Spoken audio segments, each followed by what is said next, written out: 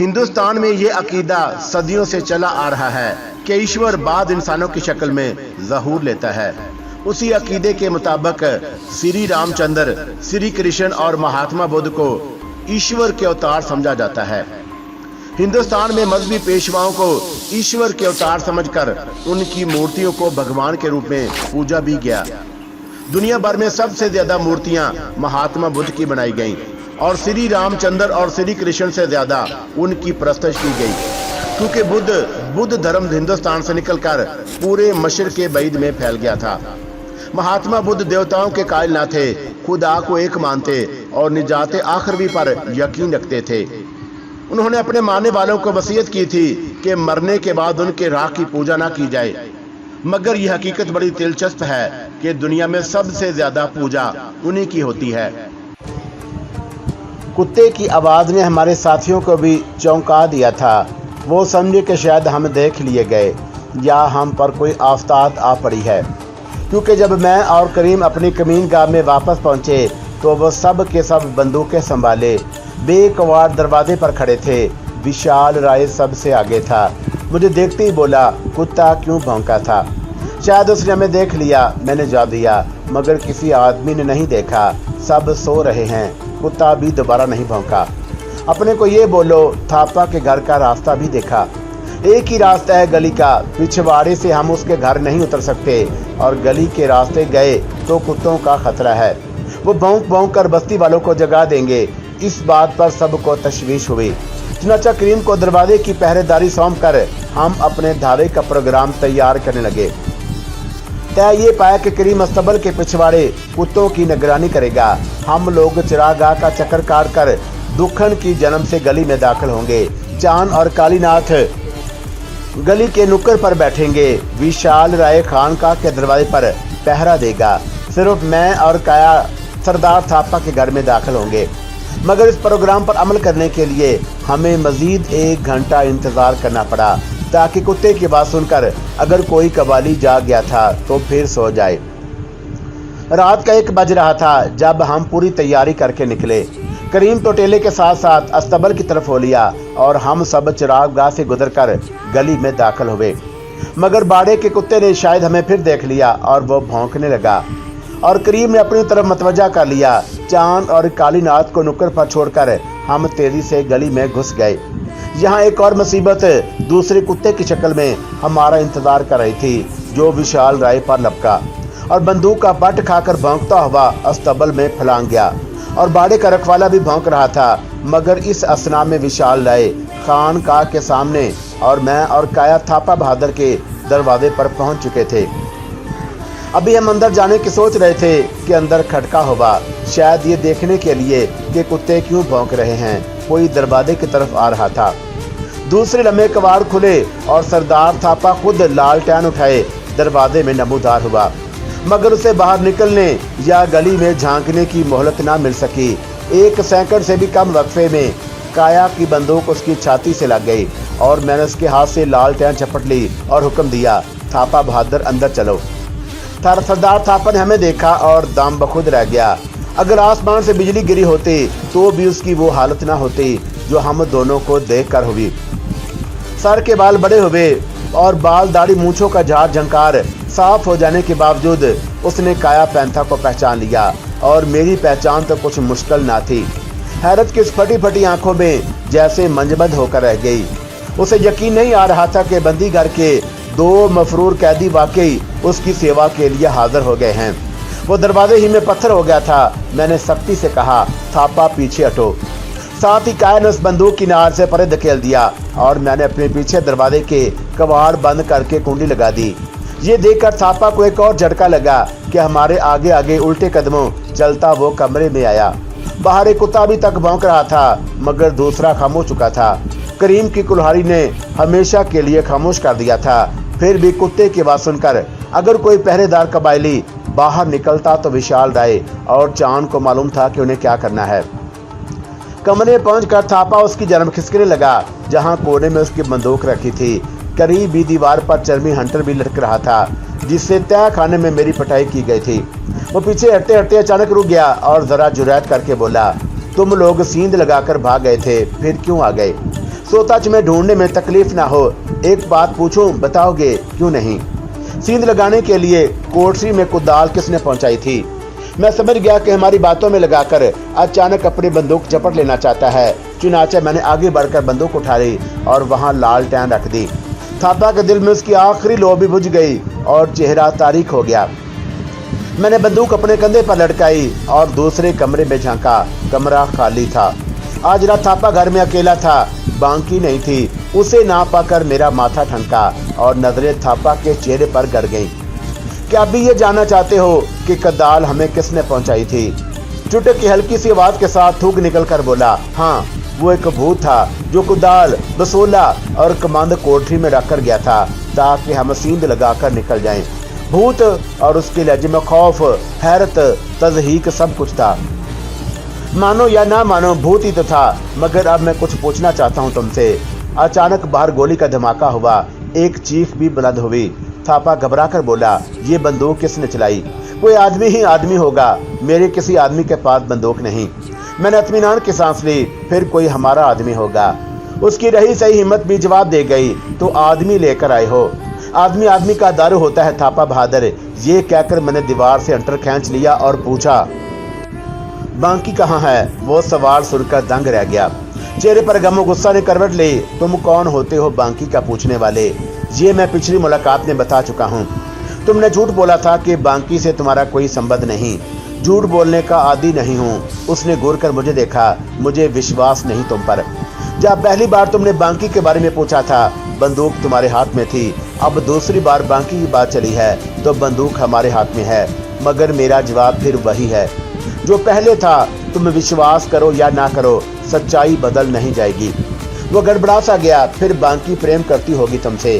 सरदार थापा, भगवान ने औरत को सिर्फ प्रेम करने के लिए पैदा किया है, ख्वाह वो बाप हो, बेटा हो, भाई हो या कोई परदेसी।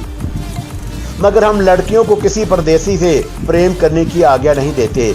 उसकी बड़ी बहन रंगी ने भी एक परदेसी से प्रेम किया था, जिसकी सजा उसे दी गई। और अब बांकी, वो कुछ कहते कहते रुक गया और मेरे ज़हन में भयानक खतरों के सांप रेंगने लगे। क्या हुआ बांकी को?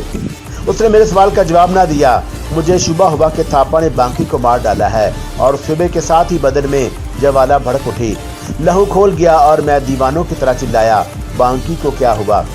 मेरी आवाज इतनी ऊंची, इतनी तेज, इतनी गद्दार थी कि पत्थर की दीवारों में छेद करती निकल गई और उसकी गूंज बाहर गली में भी सुनी गई होगी।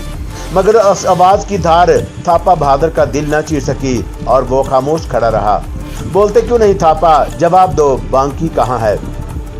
वो टास से मिसना हुआ और मेरा हाथ हरकत में आ गया। हंटर कुंदे की तरह लपकने लगा। तुम्हें बांकी के बारे में बोलना होगा, जुबान खोलना होगी। तुम चुप नहीं रह सकते। अगर ना बोले तो तुम्हारी चमड़ी उधेड़ दूंगा। बोलो बोलो बोलो। मगर थापा ना बोला। हंटर की हर जरब पर अपने होंठों को काटता रहा।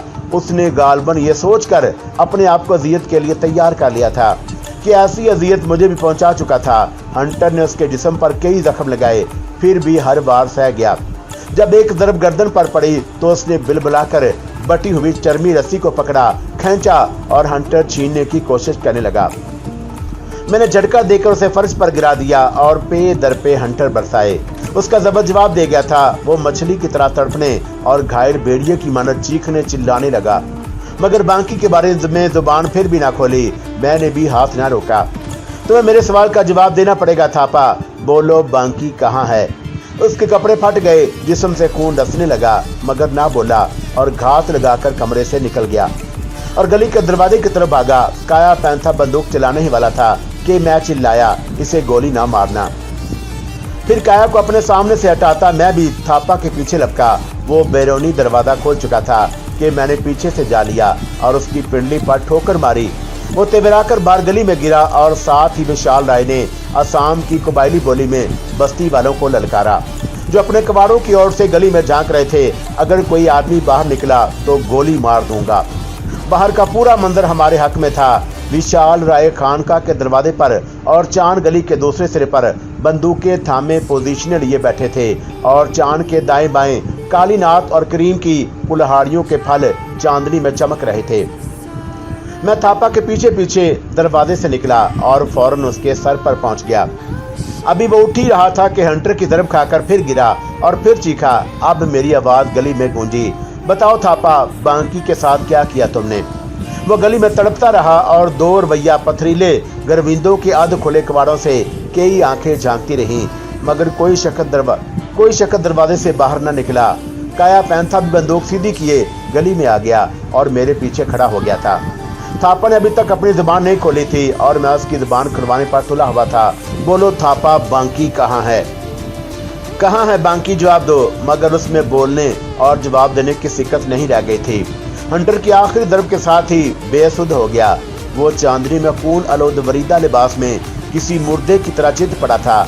उसके कराहने और सिसकने की आवाजें बंद हो चुकी थीं और अब गली के जख्मी सकूत में कबाड़ों के पीछे कबाइलियों की सरगोशियां भिनभिना रही थीं। मैंने झुककर थापा की नबज देखी, फिर करीम और कालीनाथ को उसकी निगरानी के लिए अपने पास बुला लिया। बस्ती के सरदार को बस्ती वालों के सामने पीटा था। वो बेहोश हो गया था, मगर अब भी उनकी तरफ से किसी रद्दे अमल का इजहार नहीं हुआ। वो बंदूकों के डर से बाहर नहीं निकले। वो दरवाजों के पीछे दुबके हुए थे। अचानक मैंने कबाड़ों से झांकते चेहरों को मुखातब किया। सरदार थापा ने नहीं बताया कि बांकी कहाँ है। अगर तुम में से कोई जानता है तो बाहर आ जाए। चंद लम्हे अतराब अंगेज खामोशी तारी रही और किसी ने जवाब ना दिया। मैंने अपना सवाल दोहराया, मैं बांकी के बारे में जानना चाहता हूँ, क्या कोई बताएगा?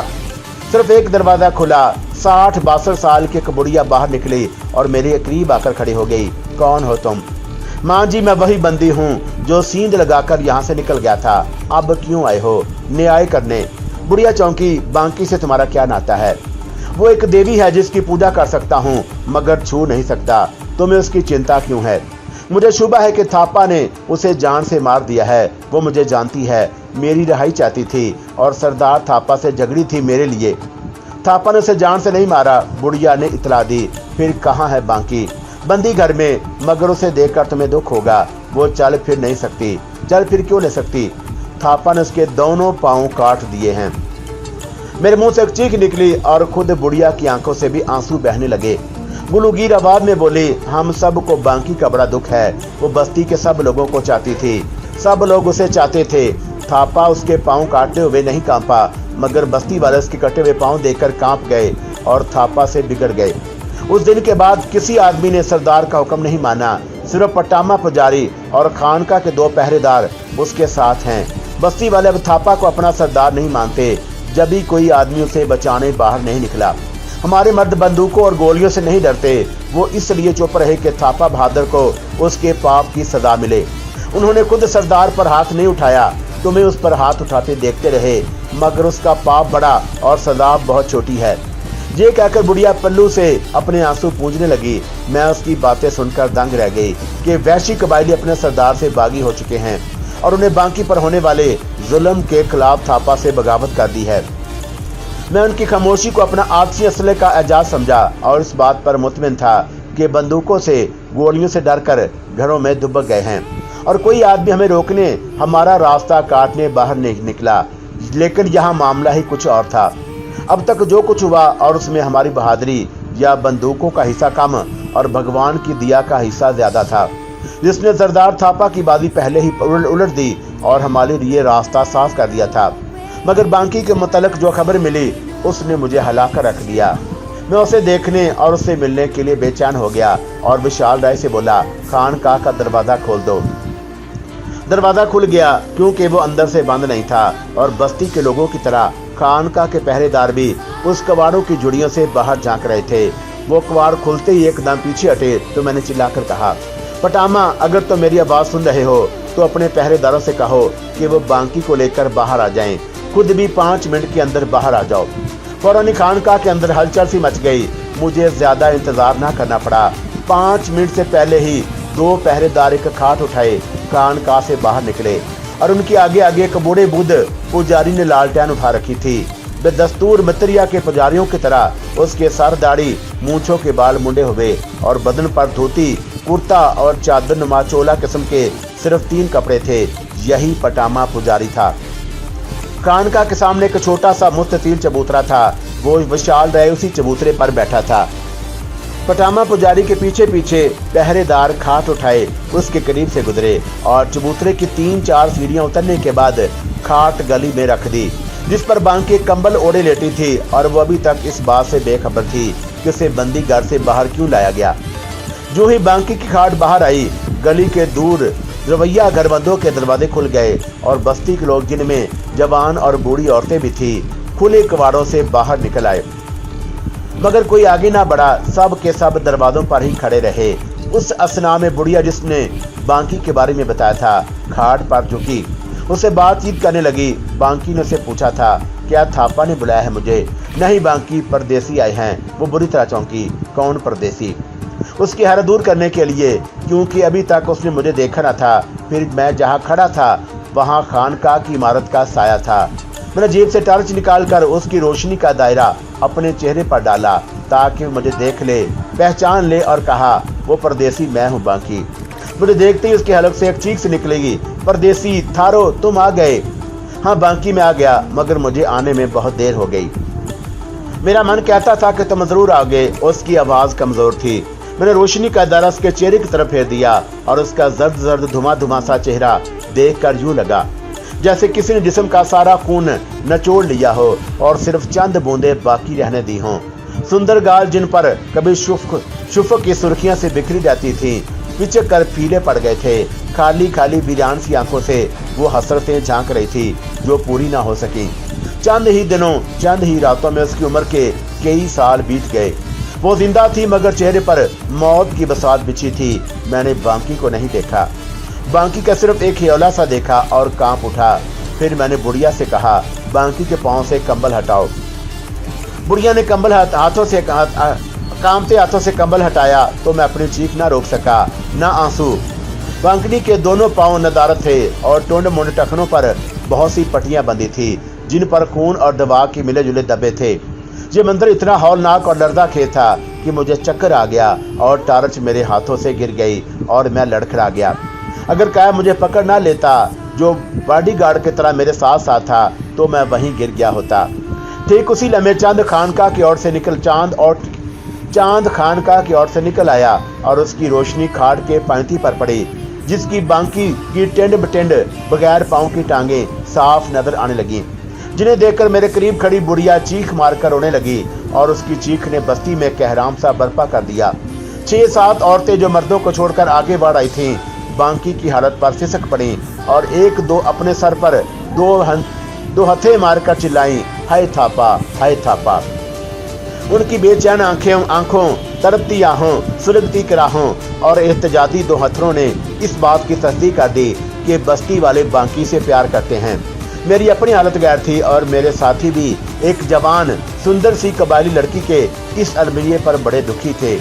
उस उदास चांदनी रात में जब औरतों की आहों, कराहों, सिसकियों और आंसुओं से गली की फिजा बुझल हो गई थी, बांकी ने इशारे से मुझे अपने करीब बुलाया और बड़ी नहीर सी बीमार सी आवाज में बोली, परदेसी थारो, तुम दुखी हो के थापा ने मेरे पांव काट डाले।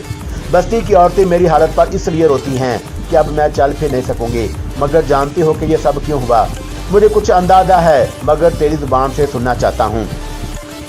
जब तुम बंदी घर कोठरी में सींध लगाकर भाग गए थे, थापा बहादुर पागल हो गया।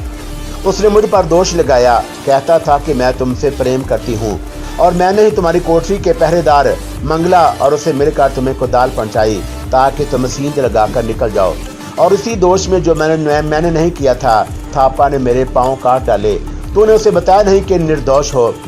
थापा ने मेरी एक बात न सुनी, सिर्फ पुरोहित गंजाल की सुनता रहा, जिसे शंकर साव गाड़ी से बुला लाया था और गंजाल कहता था कि बांकी इस बंदी से मिल गई, जब ही उसे भगा दिया। गंजाल ने झूठ कहा था, मगर यहाँ सच झूठ, सच का न्याय कौन करता है? न्याय होगा बांकी, मैं इसीलिए आया हूँ। तुम मेरा न्याय करोगे? हाँ, मगर मंगला के साथ क्या हुआ? थापा ने उसे गोली मार दी। उसी लम्हे करीम की आवाज सुनाई दी। उसने बताया कि थापा होश में आ गया है, उसे यहाँ ले आओ। बांकी थापा के होश में आने की बात सुनकर चौंकी। उसने अभी तक अपने जालिम बाप को देखा था, ना ये जानती थी कि उसके साथ क्या हुआ। उसी असना में कालीनाथ और करीम थापा को बादलों से पकड़े खाट के पास ले आए और बांकी बापू को इस हालत में देखकर हैरान रह गई। थापा का लिबास तार तार हो रहा था, जो धूल और खून से अटा हुआ था। हंटर के चमड़े ने जगह जगह उसकी खाल उधेड़ दी थी और मांस फट जाने से खून निकल आया था। इस हालत में उसने अजीब सी नजरों से मुझे, बांकी को, बुढ़िया को, काया पैंथा को, विशाल राय को और एक तरफ खड़े पडामा पुजारी और खानकाह के दोनों पहरेदारों को देखा। फिर बस्ती की औरतों और मर्दों पर नजर डाली। ये मंजर कुछ ऐसा था कि थापा बहादुर का जहन चकरा कर रह गया। वो मामले की सूरत समझने से कासर था और अब हैरान नजरों से कभी मुझे कभी बांकी को घूरे जा रहा था। मैंने कहा, थापा बहादुर, तुमने पूछा था मैं दोबारा क्यों आया हूँ। अगर तुम्हारा दोषी होता तो कभी ना आता, मगर मुझे आना पड़ा क्योंकि मैंने आकाश पर लिखे हुए भगवान के फैसले को पढ़ा और अहद किया था कि मैं निर्दोषों और बेचारों के साथ न्याय करूंगा और हथियारों को उनके जुर्मों के काटने में तोलूंगा और इंसाफ की कचहरी लगाऊंगा। अब मैं तुम पर दोष लगाता हूँ कि तुमने पुरोहित गंजाल से मिलकर बर्मा के जिम्मेदार काया पैंथा को 5 साल तक अपने बंदी बनाए रखा और उसका जीवन बर्बाद कर दिया, हालांकि उसका कोई दोष ना था, कोई जुर्म ना था। उसी समय एक 1.5 उम्र का बाली अपना दरवाजा छोड़कर आगे आया और बोला, थापा ने हमें बताया था कि काया ने पुरोहित जी के सोने की एक डिबिया चुराई है जिसमें कोई अनमोल शय बंद है। थापा ने तुम लोगों से झूठ बोला क्योंकि सोने की वो डिबिया काया का बाप वो आन तान के बुद्ध मंदिर से लाया था और पुरोहित गंजाल उसे हथियाना चाहता था। जब काया ने उसे बेचने से भी इनकार कर दिया तो उसे बर्मा के अगवा करके इस खानकाह में पहुंचा दिया गया। ये कहकर मैंने थापा बहादुर से पूछा, क्या तुम जानते हो उस डिबिया के अंदर कौन सी अनमोल शय बंद थी। थापा खामोश रहा, उसका चेहरा चांदनी में भी स्याह हो रहा था। मैं कहने लगा, थापा बहादुर, पुरोहित गंजाल और तिब्बती लामा बद्री शाखा में से कोई भी नहीं जानता कि सोने की उस डिबिया में क्या था, क्योंकि वो काया पैंथा की मलकियत और उसके बाप की अमानत थी। और थापा बहादुर, अब मैं तुम पर एक दोष लगाता हूँ कि तुमने काया की बेटी जलपिना को भी सिर्फ इसलिए बंदी घर में डाला कि लड़की को अजियत देकर वो डिबिया हासिल कर सको। जब मैं मदाय बख्शू के साथ जलपिना को रिहा कराने आया तो तुमने मुझे भी काया के साथ ज़ैर ज़मीन कोठरी में बंद कर दिया। मैं अब दोष लगाता हूँ कि तुम पर कि हमारे फरार के झूठे इल्जाम में तुमने मंगला पहरेदार को गोली मारी और बांकी के दोनों पांव काट डाले, हालांकि बांकी ने या मंगला ने कोठरी में हमें कोई चीज नहीं पहुंचाई थी। तुम खूनी, कातिल और कायर हो और इसी कारण बस्ती के लोग अब तुम्हें अपना सरदार नहीं मानते, क्योंकि तुमने उनसे झूठ बोलते और उनसे गलत काम लेते रहे हो। अब मैं पूछता हूँ कि अपने पापों को मानते हो या कोई हुज्जत करते हो। तुम्हारे पास बोलने को यही समय है। थापा बहादुर ने पहली बार जुबान खोली। मैं मानता हूँ कि सोने की डिबिया काया के बाप की थी, मगर पुरोहित गंजाल का विचार था कि वो बुद्ध अस्ताल की यादगार है, इसलिए किसी बड़े ज्ञानी ही के पास रहनी चाहिए। अगर काया वो डिबिया पुरोहित जी को भीड़ कर देता या उनके हाथ बेच डालता तो उसे 5 बरस तक कष्ट ना भोगने पड़ते।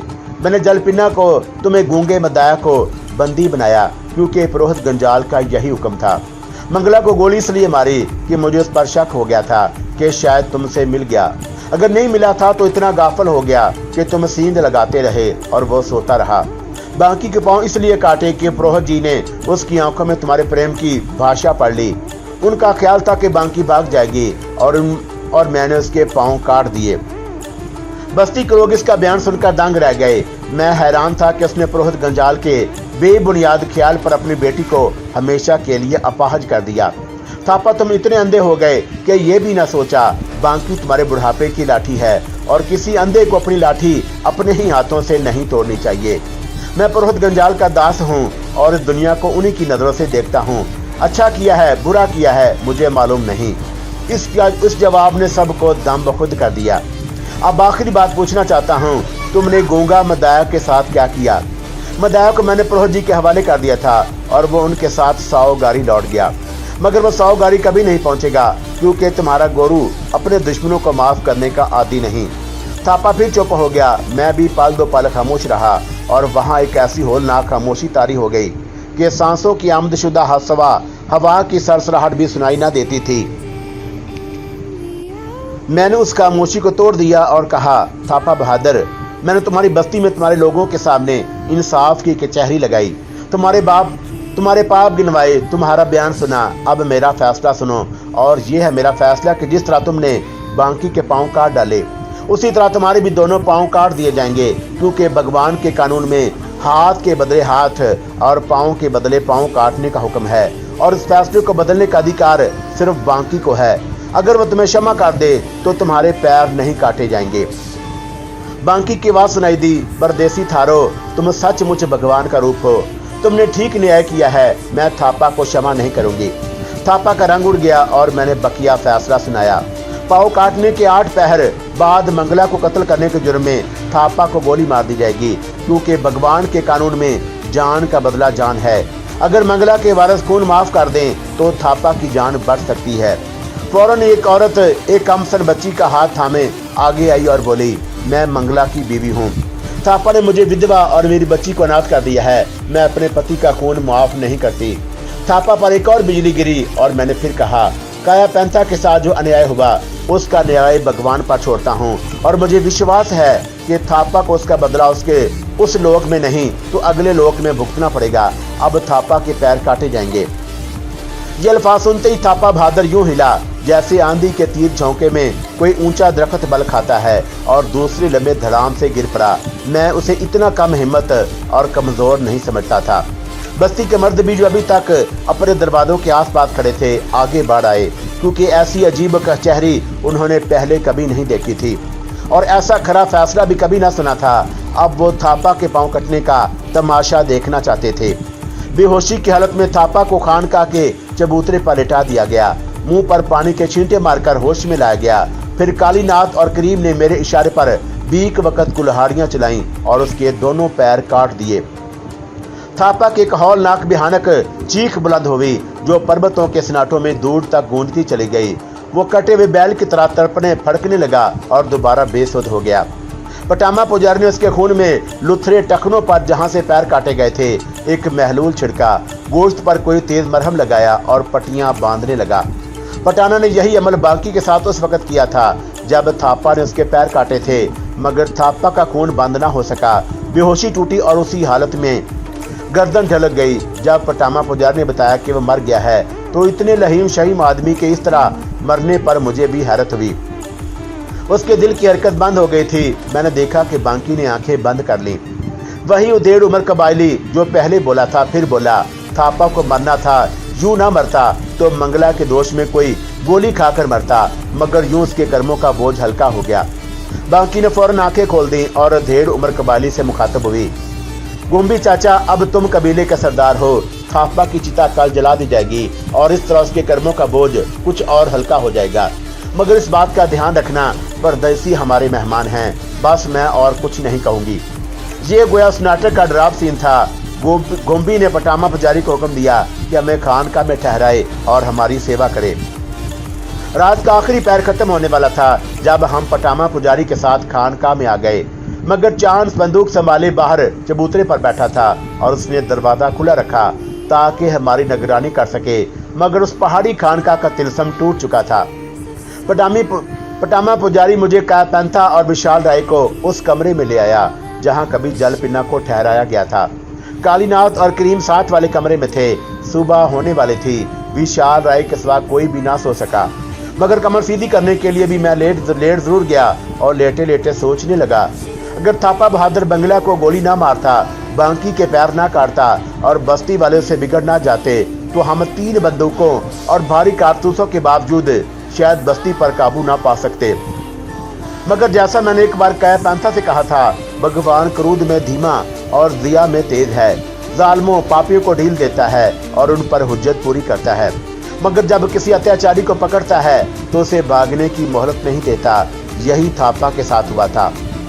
हमारे आने से पहले ही बस्ती में ऐसे हालात पैदा हो गए थे कि हमें किसी मज़ाहमत का सामना नहीं करना पड़ा। बस हम आए और धावा करके थापा बहादुर को दबोच लिया, कचहरी लगाई और उसकी किस्मत का फैसला सुना दिया। किसी ने हमसे ये नहीं पूछा कि तुम फैसला करने वाले, सजा देने वाले कौन हो। थापा पकड़ा गया, मारा गया, ये तो असल में भगवान की गिरफ्त थी। वो जालिमों को उसी तरह पकड़ता और ऐसी इबरतनाक सजा देता है कि अपने भी बेगाने बन जाते हैं।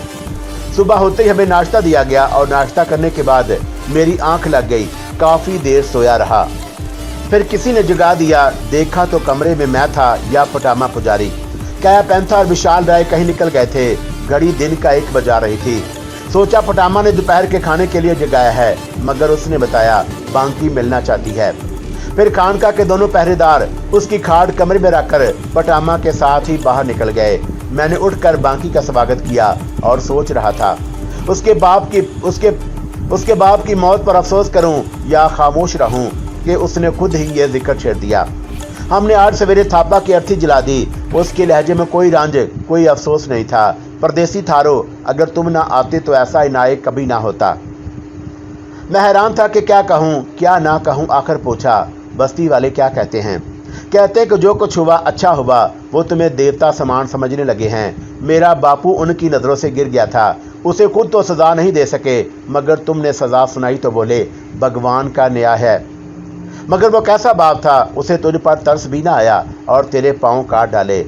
वो गंजाल का दास था और उसी की बात मानता था।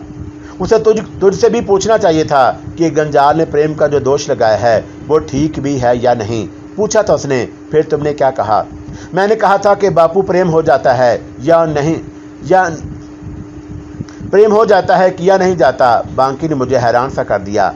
एक पाल ठहर कर बताने लगी, वो बापू कम और थापा बहादुर ज्यादा था। मेरे पीछे ही पड़ गया और बात बढ़ाने लगा कि तो ज़रूर परदेसी से प्रेम करती है। तब मैंने उसकी बात छोटी कर दी कि हाँ करती हूँ, और उसने मुझ पर कुल्हाड़ी चला दी। ये सुनकर मैं सख्ते में आ गया। वो पूछने लगी, तुम्हें अच्छी नहीं लगी मेरी बात? मैंने अपने आप को संभालने की कोशिश की और कहा, अच्छी लगी है, मगर तूने बात छोटी नहीं बड़ी कर दी। हाँ, मैंने बात कुछ ज़्यादा ही बड़ी कर दी, मगर अब तुम्हें परदेसी थारो नहीं बल्कि भगवान का रूप समझती हूँ। शायद तुम इसी रूप में मुझसे मिल सकते थे। मैं भगवान नहीं इंसान हूँ बांकी। तुम मुझे वही परदेसी थारो समझती रहो, मगर अब मैं वो नहीं रही। मेरे लिए तुम्हारे दर्शन कर लेना ही सबसे बड़ी पूजा है। कुछ दिन यहाँ रहो ताकि तुम्हारी पूजा कर सकूँ। सवेरे मुझे साहूगारी की तरफ कूच करना है। वो मेरे कूच की खबर सुनकर कुछ बुढ़ सी गई। मैंने उसे तसल्ली दी, मगर मैं फिर आऊँगा तुम्हें देखने, तुमसे मिलने। उसकी बुढ़ती आंखों में फिर जोत सी जलने लगी। उसी लम्हे काया पैंथा और विशाल डाई कमरे में दाखिल हुए और दोनों बांकी के सामने अपने सर झुका दिए। इतनी अजीम थी वो कबायली लड़की। सरदार थापा बहादुर मर गया। पहाड़ी बस्ती में उसकी चिता जलकर राख हो गई और उसके साथ उनका मजालिम का भी खात्मा हो गया, जिनकी दहशत बदरूहों की तरह बस्ती वालों पर तारी थी।